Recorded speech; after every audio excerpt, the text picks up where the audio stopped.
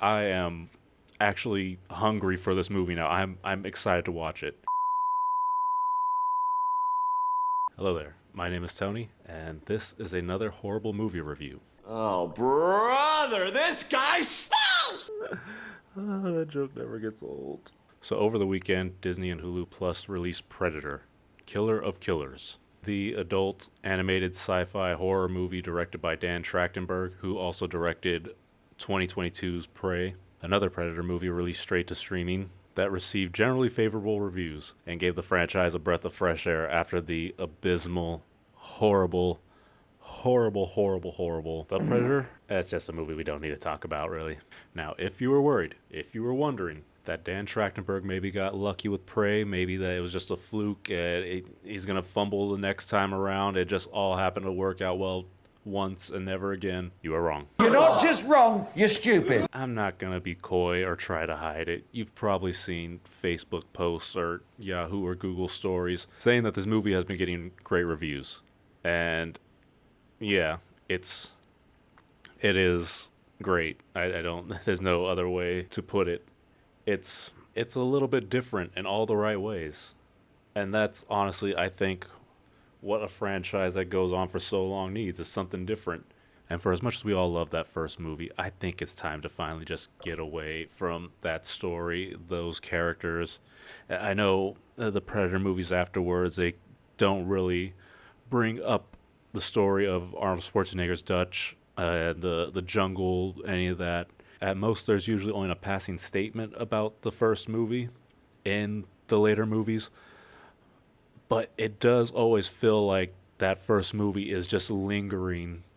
And maybe that's a bunch of audience expectation, just us wondering, when's Arnold going to come back in? When is it going to all tie back into the first movie?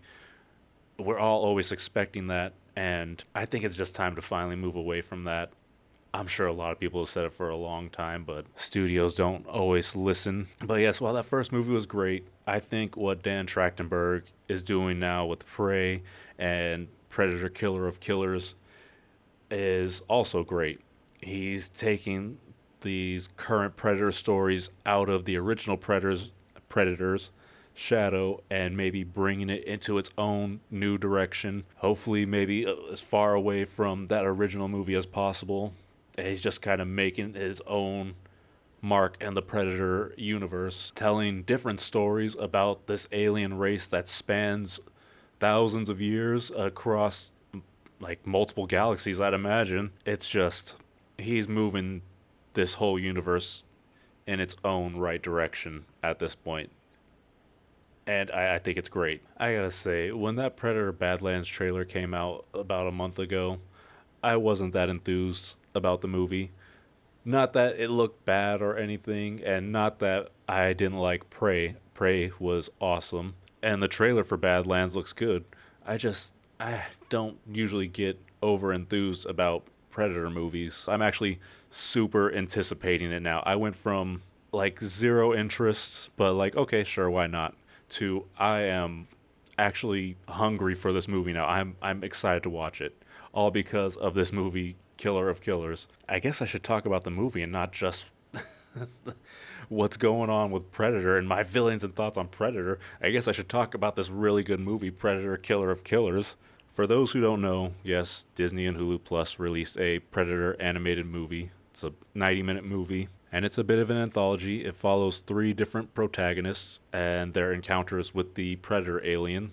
And it all just happens to culminate into a further, wider look into the Predator universe, the universe outside of what we know of these characters. Just maybe some never before seen stuff about these guys' culture, and just a whole new look at the Predator characters as a whole. Now, as I said, this movie's been getting some pretty great reviews. I probably am not singing my praise for this movie as greatly as the reviews, but I do understand that, yes, this is a great movie. This is a great story. This is great character design. This is a great new part of world building of the Predator universe. It's just all around, it's great. It's what you want from Predator. It's where the stories need to be going, I think is the best way to put it. This is where the Predator universe needs to be going at this point. Yeah, so I think I'm just going to have to get into spoilers with this one. If you can, just go watch the movie. Again, it's on Disney Plus, Hulu right now. 90 minutes. It's a brisk watch. So, okay, I'll put up my red walls now. Okay, we all ready to start spoiling? So, this movie takes place over different centuries. As I said, it's an anthology. It has 3 different time periods where a different predator comes to Earth to do what predators do what they do. The first story being a story of a predator stalking a group of what looks like Vikings. There's a Viking woman named Ursa that one predator comes into contact with. He is quite possibly the biggest predator to be portrayed on film. I don't know about the comic books. I know there's comic books. No clue how big they get in those comics, but on film, this guy's got to be 12 feet tall, I think. He's a monster, and he disperses of her entire crew, just limb slicing, heads coming off, the whole shabiz. Before he's able to do away with Ursa, she's able to trap his leg with a boat anchor and sink him to the bottom of an icy river. That ends that predator. Now the second story, we cut a few centuries later to feudal Japan. We find a Ronin named Kenji who's also on a revenge mission. He's trying to face off against his brother, who is a samurai heavily guarded in this big, beautiful palace. Kenji is able to face off against his brother in a battle and defeats him, but the victory is short-lived because in comes a predator, once again stalking around, trying to take down Kenji and the rest of the brother's remaining guards. The predator, of course, makes short work of all the guards, and Kenji retreats to a river where he finds his defeated brother, still alive, and it looks like they're about to go at it again. But then the predator, of course, appears, and the brothers team up to take down the predator. They end up doing this, but the predator ends up killing Kenji's brother in the process. Before the brother dies, though, Kenji and him make up, they reconcile, and then we do like a bit of a time lapse cut into showing Kenji with a collar around his neck in what looks to be a ship, where we cut into our third story. So cut to the 1940s, and we find a young pilot named John Torres in the American U.S. Navy. On a ship in the middle of the ocean, they find that a previous crew of pilots were all taken out by a mysterious unidentified ship. So Torres' crew, minus Torres, all go flying up looking for the ship. They're going to try to take it out. While they're searching for the ship, Torres finds a alien artifact on one of the wrecked ships of the previous crew and starts tinkering around with it, finding out that this is a alien weapon of some kind, and that his crew up there right now have no shot against the technology that this mysterious ship has. So Torres hops in a plane, goes flying up looking for his crew to tell him, like, you guys have no shot against this ship. You guys need to just get out of there right now. It's a suicide mission. They come into contact with the ship, which we find out is, yes, being piloted by a predator, and the predator makes short work of all the ships, only leaving Torres and his commanding officer. The two, realizing that the predator's vision is based off heat, make a plan to fly high up in the sky to cool off their planes and then cut their motors so that way it all heats just devoid from their plane and they become invisible. While they're climbing higher to cool off their planes, Torres' commanding officer, Vandy, played by the excellent Michael Biehn, his voice acting in this is so awesome. He realizes that they're not going to be able to make it, that the Predator is going to be able to spot them before they can turn their ships completely invisible to his heat vision. So he sacrifices himself, giving Torres enough time to finally go fully invisible to the Predator. This plan ends up working, and Torres is able to get the drop on the Predator ship and ends up damaging it before he also leads him through enemy territory, where the enemy starts shooting heavy artillery at both ships, damaging the Predator ship even more. The plan ends up working, and Torres leads the Predator back out over the ocean, where he sacrifices his own ship and tricks the Predator into using its own weapons to destroy itself. So all three stories culminate with the protagonist defeating the Predator, and we find out each protagonist of the three stories is now aboard a Predator ship. They are all captive and in the same cell together on this Predator ship, each with a collar on. Neither one can understand each other because they're all from different races, cultures, different time periods. So it is just them, like, no clue what's going on. Well, it's at this point that we get to see a more in-depth look at a civilization of the Predators. We see some Predator guards come in and take the three protagonists out to an arena, where it's just an arena full of, I can only imagine, just more Predators, and one Grand Chieftain Predator, who was able to communicate to our protagonist through the collars on their neck. It looks like it's able to translate his alien language into their language so for them to understand. He tells our three protagonists that they are going to have to fight each other or die. Before the fight starts, though, the chieftain says, hey, I'm going to give you guys a weapon, each from your guys' own clan to use. So that way, it's going to be more interesting. You guys are each going to have your weapon. And this part, I think, just kind of makes the whole movie. It's just the joke that I found the funniest. It really made me just go like, this is good stuff right here. Ursa the Viking gets a battle axe. Kenji gets a samurai sword. And Torres, you think from his time period, oh man, he's just getting a machine gun and he's going to make quick work of them. It's going to be over real quick. No, they give him a little old flintlock pistol, something like a pirate might have.